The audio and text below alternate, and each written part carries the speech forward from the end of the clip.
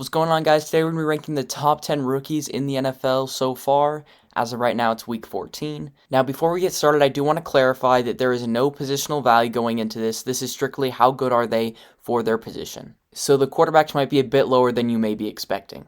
So with that being said, at 10, I got Jayden Daniels. His stats currently are 2,819 yards, 69% completion percentage, 15 touchdowns, 6 picks, with almost 600 rushing yards and 6 touchdowns. He started the season off so hot, looking like the most accurate rookie we've probably ever seen, along with having some insane upside on the ground. However, the last 5 weeks, he has just 6 touchdowns and 4 interceptions, with only 1 win in that stretch. A huge part of this has to do with Cliff Kingsbury, who's so good at the beginning of the season, and just consistently, wherever he has been, has just fallen off in the second half of the season. While Jayden Daniels has been doing very good in his situation, he was given a little bit more to work with than the other quarterbacks that are above him. My favorite one of his traits is probably his ability to just ditch the first read and immediately move on to the other reads if he just sees that the first read just doesn't work, which a lot of young quarterbacks do struggle with. At 9, I got probably the guy who might win Rookie of the Year at this point, Bo Nix. 2,842 passing yards, 64% completion percentage with 17 touchdowns to 8 interceptions. He's also added a sneaky 300 yards and 4 rushing touchdowns. He's started the season very slow, however, since week 2, he's 17 touchdowns to 4 interceptions. He's been leading his team of just garbage. His receivers are terrible. Sutton's pretty good, but other than that, they don't have anybody. They have no run game. Their offensive line is pretty good. However, he's been carrying that receiving core so well, and he's just gotten a lot less help than Jayden Daniels. Nix has been just amazing for the situation he was put into, and for that reason, I have him at number 9 on the top rookies. At 8, I got Drake May. He has 1,700 yards, 68% completion percentage, 11 touchdowns, and 8 interceptions. Now, I know what you're saying. Wow, those stats are way worse than the other ones, but if you actually crack down on the film, he's gotten so unlucky with interceptions. Last week, he threw a touchdown to a tight end, and then he just handed the ball to the defender, and it turned into a pick instead of a touchdown. He's been dealing with this all season because he has the worst supporting cast I have ever seen. Their offensive line is beat up, and it wasn't good to begin with. They got Vidarian Lowe starting, Layden Robinson. Those guys are terrible. He's on his 4th string left tackle, and he's still putting up some respectable numbers and leading the Patriots to a couple wins. On top of that, his receiving core is absolute garbage. Kendrick Bourne is a solid number 3, and Jalen Polk is not the guy they expected him to be. He's been absolutely horrendous. His only reliable receiving threats have been Demario Douglas, who has still been pretty inconsistent, and Hunter Henry, who's just an average tight end. He's also added 350 yards and a touchdown with 9 yards per carry on the ground. He's currently on pace to beat the single-season quarterback rushing yards per carry record out of any quarterback in NFL history, which would beat out Michael Vick's, I believe, 8.5. While he may have the worst stats of the group, he's definitely had the best film and has by far the least to work with.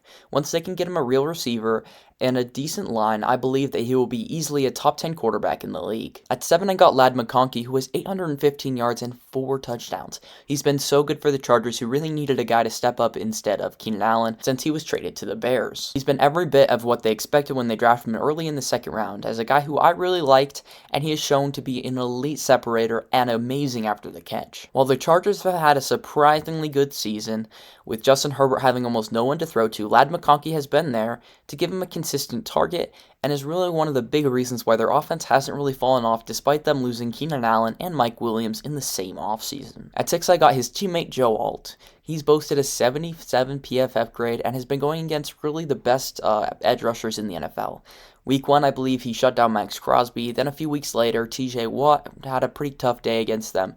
He's been a very consistent tackle in the run game and in the pass game especially. We all knew coming out of Notre Dame that this guy would be a generational prospect, and with the help of Ladd McConkey, he has proven that he was deserving of this draft spot over Malik Nabers. At number 5, I got Brian Thomas Jr. He's 851 yards and 5 touchdowns, with really just no one throwing him the ball. Trevor Lawrence is a below-average quarterback. While he does like his deep ball and has a really nice one, he's just not consistent. And without him, he's had Mac Jones, who I know a couple weeks ago missed him for a couple 80-yard passes. Brian Thomas Jr. has so much potential, and is one of the most fun players in the NFL to watch right now. He has somehow, despite his terrible situation, scraped together a really solid season and is definitely going to get over the 1,000 yard mark. Before I got Malik Nabers. He currently has 819 yards and 3 touchdowns. Now, I know some people might think that this is a bit high. However, if you had watched the Giants this season, he's been open so much and just hasn't gotten the ball. And he's so good after the catch and separates at such a high level. Early in the season, he was looking like the next top 5 receiver. Right now, it's looking more like just top 10. However, just that early on in his career, that's so deserving in the number 4 spot, and I'm so impressed with what I've seen from him. Once they draft a quarterback next season, I believe he will go off and maybe even get over 1,200 yards next year. At 3, I got Quinyon Mitchell. This is a guy who I had as my quarterback 1 on the season, and I really wanted my Packers to draft. However, 1 spot above us, I believe, the Eagles snagged him.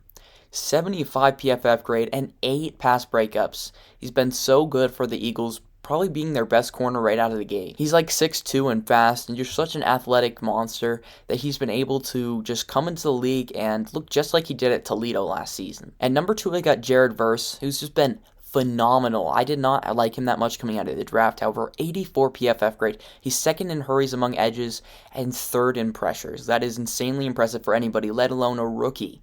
He's being one of the best edge rushers in the league this season, and just because of how good the number 1 player is, he just hasn't been able to get there. While he has had a little bit of a missed tackle problem in the NFL, I believe he can clean that up and be an elite player for the rest of his career. And that Rams D-line has been set in the past 2 draft classes with him, Braden Fisk, Byron Young, and Kobe Turner. And at number 1, this shouldn't surprise anybody, this is Brock Bowers.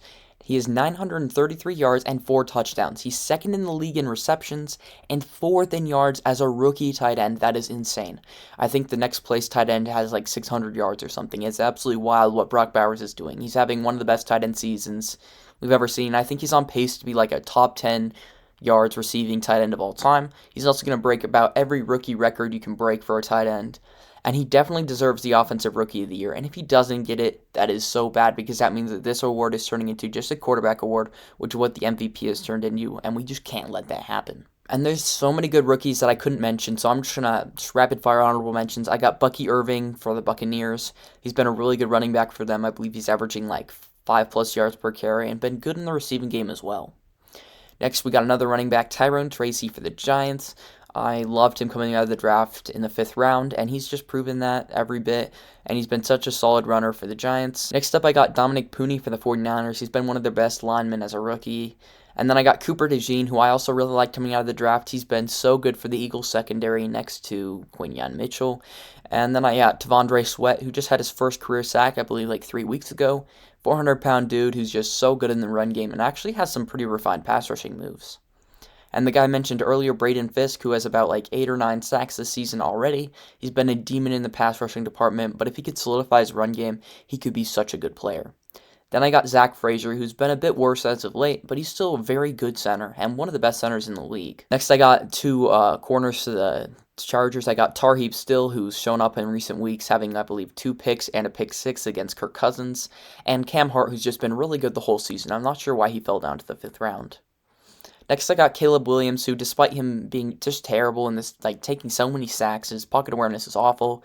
You've clearly seen that he's been able to make decent decisions and be pretty accurate with the ball, showing his talent outside of the pocket as well. If he can clean up his pocket awareness, he could be so good. And finally, I got Andrew Phillips, who's been one of the better nickel corners as a rookie for the Giants, and that's just really impressive. And that's all for my top 10 rookie video, so make sure you guys comment the players who I missed or who you think I should have had higher or lower, and make sure to like and subscribe for even more rankings and other NFL content.